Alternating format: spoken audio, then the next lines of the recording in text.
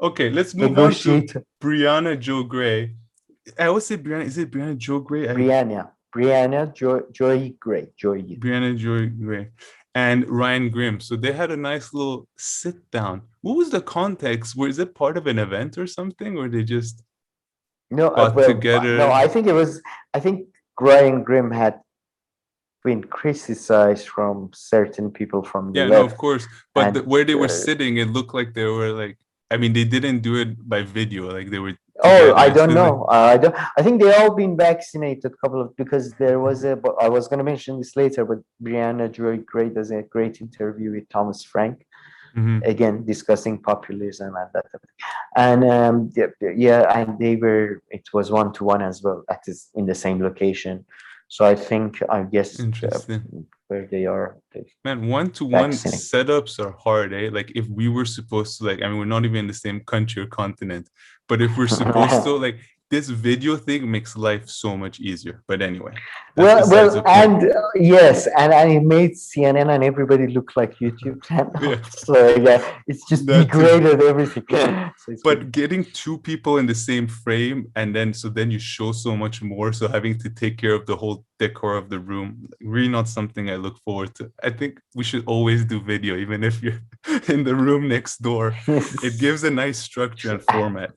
But As okay, big as so it was all about force to vote, really, right? This whole conversation that they had. yeah, yeah, And it was a yes, large. two-part video.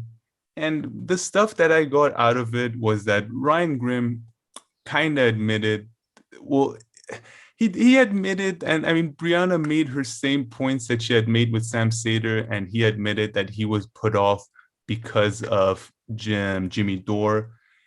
And so that was accepted here again, too. And Ryan Grimm, I would say Well, he kind of admitted that he didn't do the best and that the interview that he did with one of the people, he didn't push enough. So I think what did he do? Did he like admit that he wasn't maybe at his best?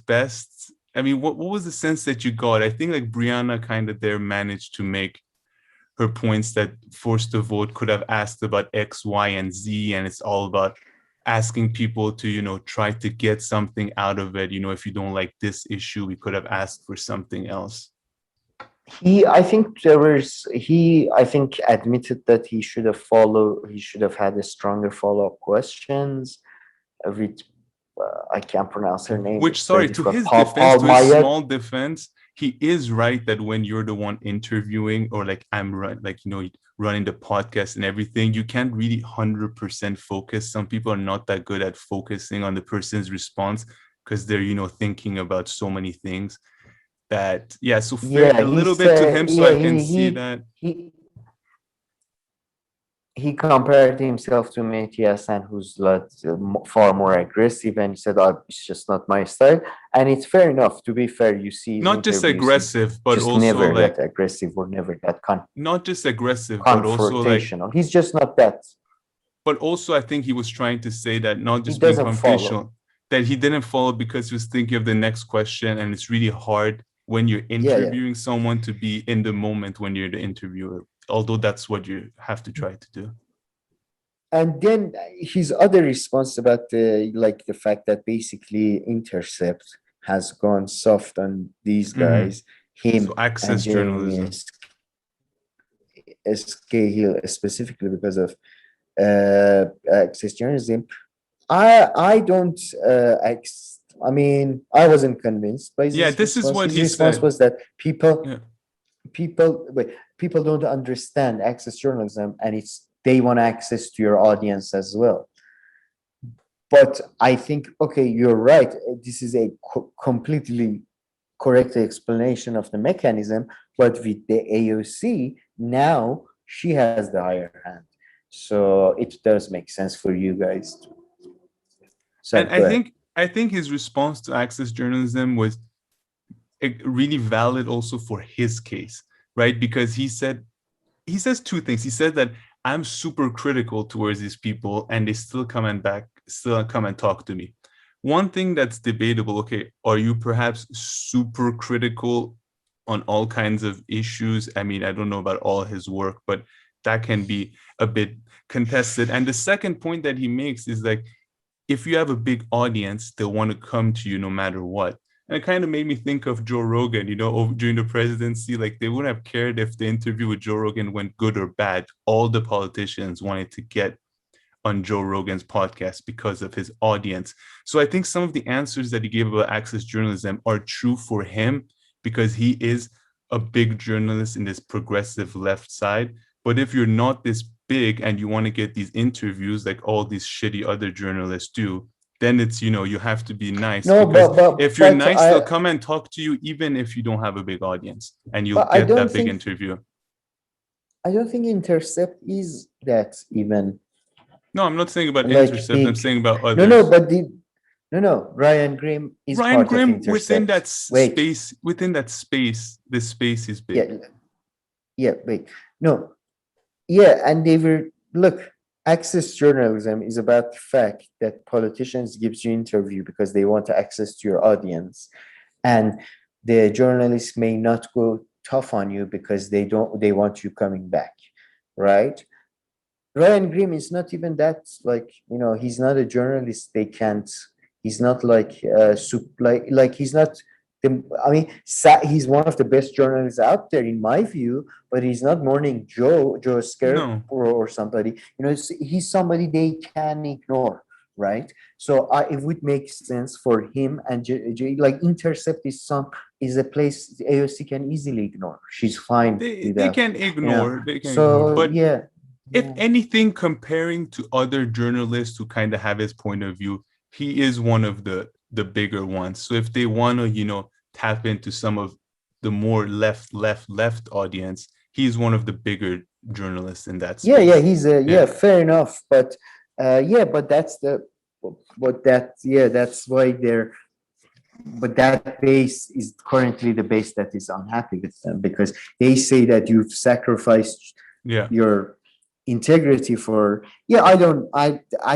I mean, especially the Jeremy Scahill interview, I think was pretty bad. I didn't see that one.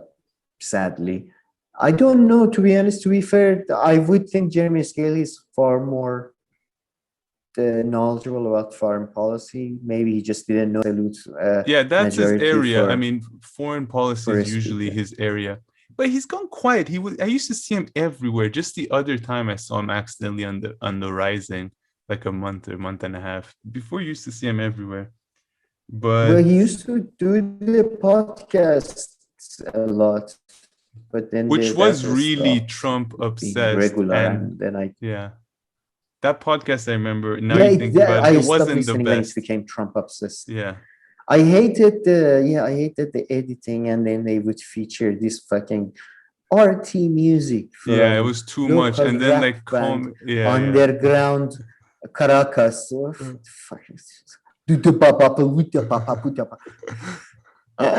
let's move on before we get into trouble. He did say one juicy thing though, Ryan Grimm. To be fair, I do accept that. I think to be fair, it was an attempt by him at reconciliation, and it should be seen at that, and people should just see his future work and judge it. If it continues, obviously, but it may have been just a one-time thing. Yeah, exactly. That's where it stands there too. But he did make one juicy comment. That's go ahead. So apparently, according to him, and he says that there's a clip out there which proves it. I didn't go look, and Briana said you have to ask Jimmy about that, and he said I would love to go back on Jimmy Dore. But apparently, in the beginning of Forced to Vote, Jimmy had him on, and Ryan Grimm spoke with him and gave his concerns, and Jimmy Dore agreed and all that. He was like, yeah, sure, or whatever during the video, and then he didn't upload the video whatsoever, which I think, unless there's a good explanation, it's not the right thing to do. No, but then the video, that's what Ryan Grimm points out, because he wants to disprove Cenk, then he plays the video. Yeah. Because in that video, no, he just plays a clip apparently. Clip of the video where he says that why McCarthy can't become the leader. Yeah. Right? And I remember specifically at the time, because I watched the video that the clip was in, That was, I think, Jimmy responding to Cenk. And Yeah. I did then go to Jimmy's feed trying to find the video. I couldn't find the video. I assume it's behind the paywall and Mhm. some Patreon thingy. But if Maybe. that's true, that's a bit of a Yeah. dickish move. True. That's a And bit of yeah, that could be one explanation. So it would be good if because somebody knows I more about remember this. looking for it and not finding it. If Mhm. I was mistaken, though, Interesting. point me out, because it's just I Yeah. scrolled. Obviously, Yeah. I wasn't doing a fucking CIA research, but yeah, that's a bit of a dickish move. But then again, but the question does become the next question after that with Ryan Grimm and Cenk. It's always like that's the weird part, because in the beginning they supported it, but then they Yeah. just shifted suddenly Yeah. because Well, AOC. Anna says in her tweet that it's because of Jimmy Dore. Sam Sager said it's about Jimmy Dore. And I guess Ryan Grimm is kind of like Okay, he but wasn't too that's into it. sure. Okay, but I'm not giving okay, an because excuse. what do you mean? No, but because of Jimmy Dore, like Yeah. Yeah, no, it's a what shitty about excuse. I'm not excusing it. no? Like Anna literally Okay. says in that tweet, even a clock But is right twice a day. but even in the beginning, like Sam Cedar says, even though I don't like Jimmy Dore, I think it's a good But idea. then I guess, But then, yeah, yeah, it's very odd. which is bullshit. But I just remembered, maybe I missed this, but Briana didn't ask Ryan Grimm about that tweet though. You remember the tweet about the nurses union, and then Ryan Grimm had to fix that and retract it. Oh, I just remembered now. But pretty much, apparently, he has a tweet and it says, I just spoke to the nurses union and they said that they weren't contacted by anyone from Forced to Vote. And then the lady herself comes You're back and right. says that's not true. I think they didn't talk about that, right? That one No, I don't think so. No, that that's a good was point. That's a that good one point. was they forgot, but I forgot about that. Yes, yeah. But I think that's about it. I think Briana, like, she did No, but good in good the thing is, first part. I hope it's the first step of one of Yeah. my favorite, because I love Ryan Grimm. Yeah. I mean, I know everybody says he's so boring and he's so. I love his delivery. He's not boring I in love how the slow clip it is. on the hill. No, a lot of people, if you go on the comment section, Yeah, they no, say we love his takes, but it's just so cold and boring. But it's just my favorite. But when the takedown of that girl on the hill is the That's furthest thing from boring.